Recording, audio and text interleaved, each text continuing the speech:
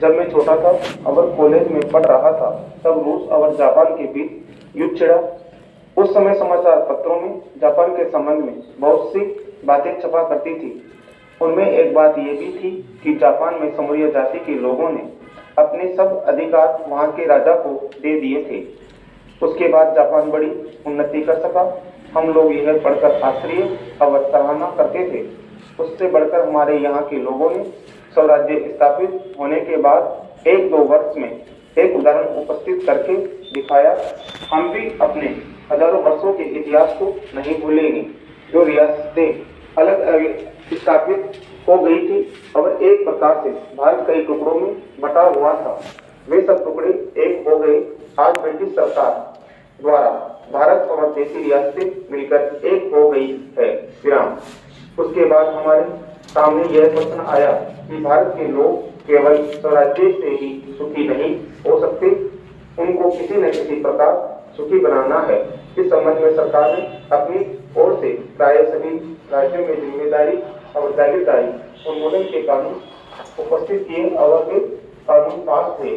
प्रसन्नता की बात तो यह है कि बहुत से स्थानों में कानूनों के सलाह से पास किए जिनकी जिम्मेदारी और जागीरदारी समाप्त हो जानी थी। विराम। स्टॉप।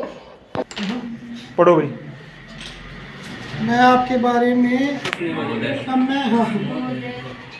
अच्छा मैं दूसरी पढ़ रहा हूँ। महोदय, मैं अपने बारे में कहता हूँ कि जब मैं छोटा था तब मैं कॉलेज में पढ़ रहा था तो रूस और जापान के बीच युद्ध छिड़ रहा था। समाचार पत्रों में जापान के संबंध में छपा करती थी कि बहुत सी खबरें छपा करती थी। उनके एक बात की एक जाति सामरिया है। सामरिया जाति ने अपने शब्द राजा को दे दिए थे। जापान बड़ी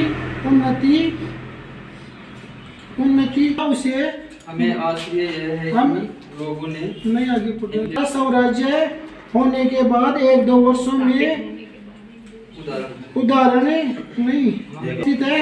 अपने हजारों वर्षों में बनेंगे जो स्थापित हो गए थे। एक प्रकार से भारत के टुकड़े से एक हो अपने ब्रिटिश और भारत देश में रियासतें एक हो गई थी। इसे स्पष्ट